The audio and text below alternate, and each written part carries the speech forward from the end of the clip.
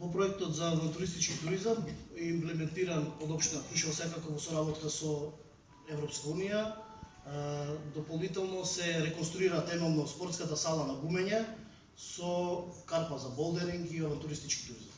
Ја реконструираме горната училишна зграда Никола Карев, каде беше оставена на забот на времето.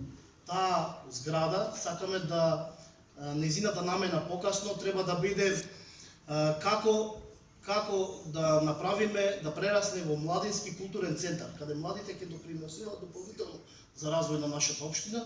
Меѓутоа тука не застанавме, продолживме со изградба на индустријска зона, која изградивме во подножјето на Пелагонискиот регион, односно Пелагонија, знаеме колку е богата Пелагонија, каде ќе се вработуваат млади лица и од населените места. Затоа што Крушево не е само Крушево, но се учинуваат и населени места кои допринесуваат, претходно кажав како, и се вработуваат. Меѓутоа, тие бирократски работи, бирократски односи и мене ме нервираат како градачот, морам да признам, одат споро имплементациите.